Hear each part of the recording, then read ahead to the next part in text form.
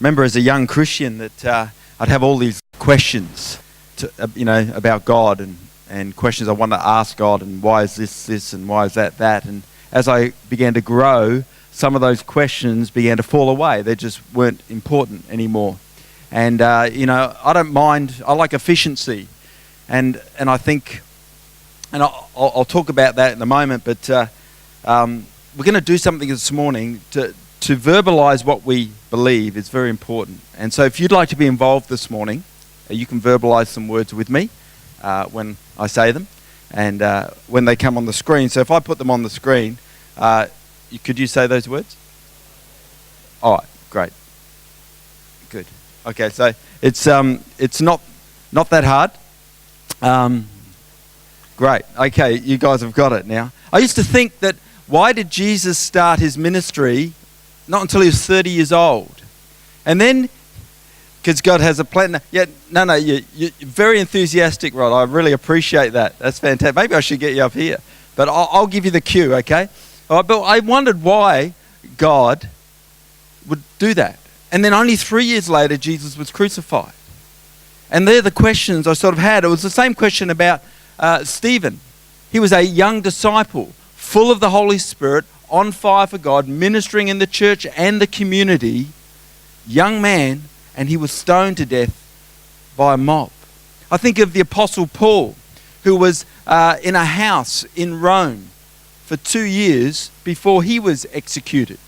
And I think he could have had so much more influence if he just had more time. But I realized that, very good. I realized that God has a plan.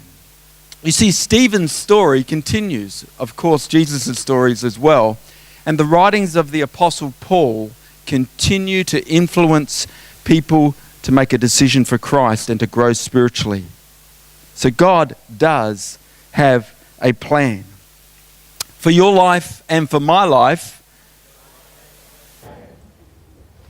no matter what the future holds, I know who holds the future. As Peter so aptly shared with us this morning. A couple of weeks ago, I was up here talking about the land that we are on, this property, and how the church leaders at the time went looking elsewhere for land, but came back to the first land they saw. Why? Because a little later, when the leaders began thinking of ways to develop the property, to start the school and build the church, there were 3 to 4 couples within the church who were so convinced that God has a plan, that they put their houses up as guarantors for the bank loan. Why did they do that? Because they knew God has a plan. God has a plan. Things always change, but no matter what is happening around us, as believers, we need to know that God has a plan.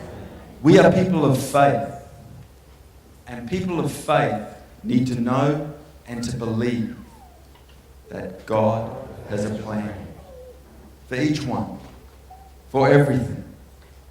The very center of his plan is that we would trust him. That's the very center of it. That's where it really all holds together. No matter what the future holds, no matter what happens, God has a plan.